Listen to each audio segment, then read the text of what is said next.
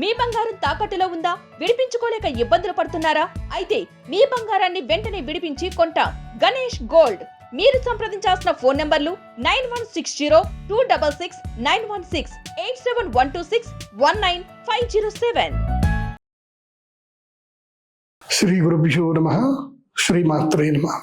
ఈ రాశి ఫలాలు ఎప్పటి వరకు అంటే దసరా వరకు ఈ రాశి ఫలాలు వ్యాలిడ్. ఇప్పుడు చెప్పేటువంటి రాశి ఫలాలు అప్ టు దసరా వరకు, అక్టోబర్ వరకు, అంటే ఆగస్టు సెప్టెంబరు ఈ 2 monthsకి అయితే ఈ యొక్క రాశి ఫలాలు వ్యాలిడ్ ఉంటాయి. కాబట్టి చెప్పేది జాగ్రత్తగా వినండి. ఎందుకోసమంటే గురుగ్రహం మళ్ళీ అక్టోబర్లో మారుతాడు, నవంబర్లో మారుతాడు.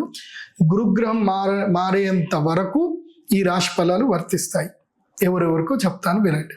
శ్రీ గురుభ్యో నమః. శ్రీమాత్రే.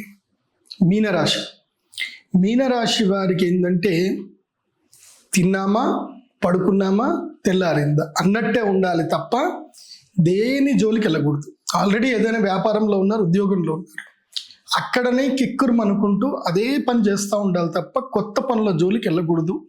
ఏ ఎక్స్పెరిమెంట్లు చేయకూడదు. పార్ట్నర్షిప్స్తో అస్సలు వ్యాపారం చేయకూడదు. అన్నదమ్ములతో ఎంత కామ్గా ఉంటే అంత మంచిది. మీరు ఎవరికైనా మంచి చేద్దామని పోయినా చెడు అవుతుంది. అందుకే ఏం చెప్పాను, తిన్నామా పడుకున్నామా తెల్లారిందా, ఇంకా వేరే ఏ పని వద్దు. ప్రశాంతంగా ఉండండి. వీలైతే తీర్థయాత్రలకు వెళ్ళండి. ఒంటరిగా వెళితే ఇంకా మంచిది. భార్యతోటి వీళ్ళతోటి వెళ్ళారనుకోండి, ఎక్కడో ఒక చోట గొడవ అవుతుంది, అది పెద్ద రాచి రంపాన అవుతుంది. కాబట్టి మీనరాశి వారు ఏంటంటే నిమ్మకు నీరెత్తినట్టు ఉండాలి, ప్రశాంతంగా ఉండాలి. అక్టోబర్ 18 వరకు అట్లా ఉండండి. 2 నెలల సమయం వస్తుంది. ఆ 2 నెలల సమయంలో అమ్మవారి అనుగ్రహంతో అదృష్ట యోగం వస్తుంది. కర్కం లోపలి గురువు వెళ్తాడు, మళ్ళీ వచ్చేస్తాడు బ్యాక్. ఆ 2 నెలల కాలం మాత్రం లక్ టైం ఉంటుంది మీనరాశి వారికి. అక్టోబర్ 18వ తారీఖు వరకు వీలైతే రీసెర్చ్ చేయండి, ఏదైనా చదువుకోండి, అప్గ్రేడ్ అవ్వండి.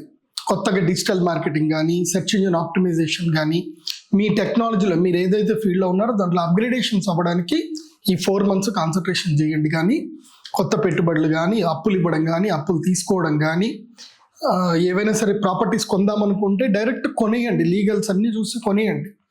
లీగల్ ఒపీనియన్ లేకుండా ఏ ప్రాపర్టీ కొనొద్దు. అగ్రిమెంట్లు చేసుకొని కొనకండి. అగ్రిమెంట్ చేస్తే ఇంకా అదంతే, ఇంకా మీకు డబ్బులు రావు, అది రాదు, అట్లా ఉంటుంది, మధ్యలో ఇరుక్కుపోతాయి. కాబట్టి మీన రాశి వారి ఈ అప్రమత్తంగా ఉండండి. ఏలినాటి శనికి విరుగుడుగా మేము కృష్ణ స్ఫటికమాల అందరికి ఇస్తున్నాము. సో ఏలినాటి శని ఉన్న వాళ్ళందరూ కూడా కృష్ణ స్ఫటికమాల ధరించండి. మీనరాశి వారు తప్పకుండా ధనత్రయోదశి రోజున శ్రీ మహాలక్ష్మి యాగము, సెప్టెంబర్ 7వ తారీఖు రోజున చంద్రగ్రహణం రాబోతుంది. ఆ రోజు గనక మీరు అరిష్ట నివారణ యాగం చేసుకుంటే, చంద్రామృత సిద్ధి తంత్రం ఉంటుంది, ఆ యాగం చేసుకుంటే మీకు ఈ ఏలినాటి శనికి సంబంధించిన ఇబ్బందులన్నీ కూడా దూరం అయ్యే అవకాశం ఉంటుంది. ఆ డేట్ని మాత్రం నోట్ చేసి పెట్టుకోండి మీనరాశి వారు. శ్రీ విశ్వావసునామ సంవత్సరములో చంద్రగ్రహణం ప్రత్యేకంగా ఒక్కసారి మాత్రమే, అంటే మన హిందూ క్యాలెండర్ ప్రకారం చూసుకుంటే 2 సంవత్సరాలు, జనరల్ క్యాలెండర్ ప్రకారం చూసుకుంటే మాత్రం ఒక్కసారి. దక్షిణాయన పుణ్యకాలములో ఈ యొక్క చంద్రగ్రహణం రాబోతుంది.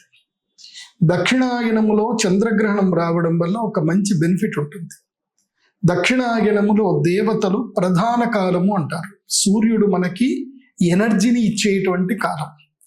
ప్రధాన కాలంలో చంద్రగ్రహణం సంభవించినప్పుడు ఎవరైతే గనక ఈ చంద్రగ్రహణము జరిగేటువంటి కాలములో చంద్ర అమృత సిద్ధి తంత్రం అనేటువంటి ఒక యాగం ఉంటుంది.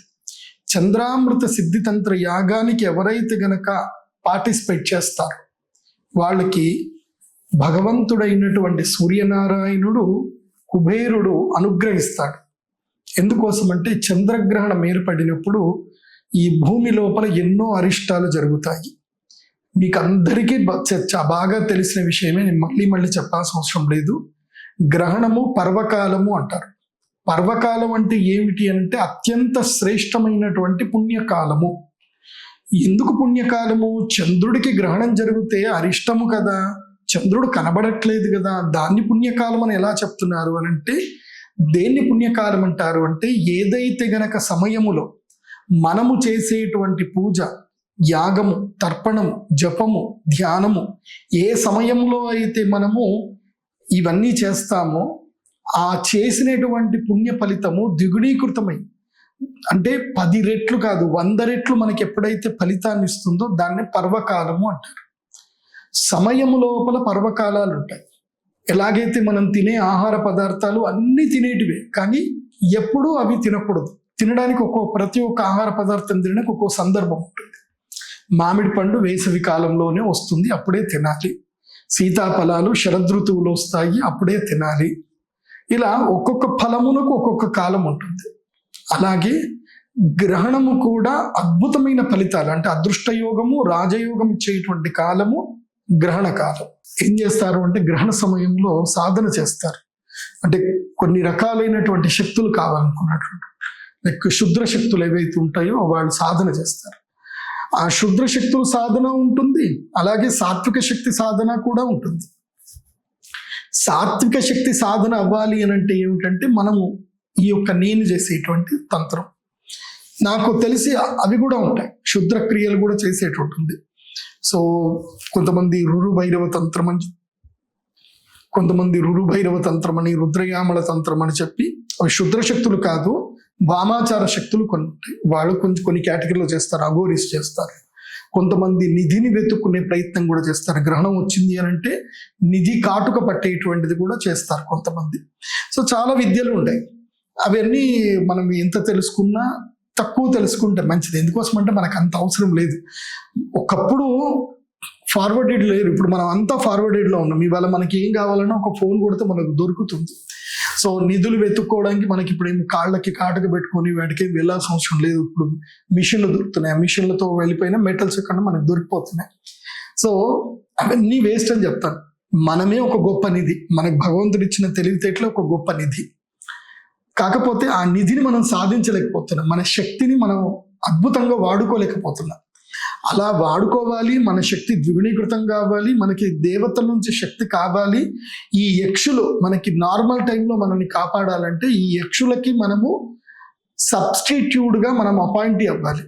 అపాయింట్ అయ్యి మనం ఏం చేయాలంటే ఈ గ్రహణం సమయంలో యాగం చేయాలి. దేవతలు కానీ యక్షులు కానీ వీళ్ళందరూ కూడా హవిర్భుజులు. ఆ సమయంలో మనం హవిస్సునిస్తే చాలు వాళ్ళు శక్తివంతులు అవుతారు. సో ఆ టైంలో వాళ్ళకి మనము ఎలాగైతే కనుక వెంటిలేటర్ల మీద ఉన్నటువంటి వ్యక్తికి ఆక్సిజన్ ఇచ్చి ఎట్లాగైతే కాపాడతామో అలా గ్రహణ సమయంలో యక్షులకి మనము యజ్ఞ స్వాహాకారాలు ఇవ్వడం వల్ల యక్షులు బలవంతులు అవుతారు.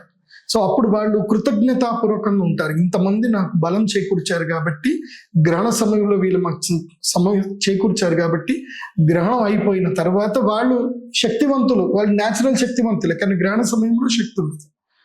కానీ మనము గ్రహణ సమయంలో మనం శక్తివంతులమై ఉంటాం, మనం న్యాచురల్ సమయంలో మనం శక్తి విహీనులమై ఉంటాం. మనం న్యాచురల్ సమయంలో వాళ్ళ మీద డిపెండ్ అయి ఉంటాం, యక్షుల మీద. వాళ్ళు మనం ఏం చేయకుండా వాళ్ళు మనల్ని కాపాడుతూ ఉంటారు. లేదంటే ఒక సైంటిస్ట్ అతను ఒక పుస్తకం రాశాడు, క్వాంటమ్ ఫిజిక్స్ మీద ఒక పుస్తకం రాశాడు. ఈ భూమిని అంతా కూడా ఒక అద్భుతమైన శక్తులు కాపాడుతున్నాయి. అలా ఆ శక్తులు కనుక కాపాడు ఉండకపోతే దాన్ని వాళ్ళు ఓజోన్ లేయర్ అని అంటున్నారు, కానీ అది కాదు.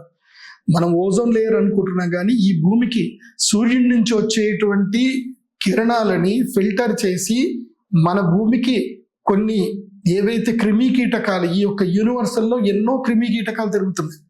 ఆ క్రిమి కీటకాలు ఏవి మన భూమికి వైరస్లు రాకుండా, అది కాకుండా మనకి ఒక లెవెల్ వరకు మాత్రమే మనకి శబ్దం వినిపిస్తుంది, ఒక లెవెల్ వరకు మాత్రమే మనం శబ్దాన్ని తట్టుకోగలుగుతాం. ఈ భూమి మీద కొన్ని శక్తులు ఆ శబ్దాన్ని కంట్రోల్ చేస్తున్నాయి.